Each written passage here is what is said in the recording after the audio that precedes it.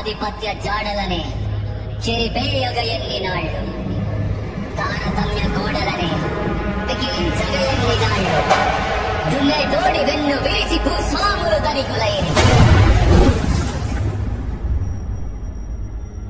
ప్రియమైన అరణ్య, నీకు నేను అభిమాని అయిపోయాను.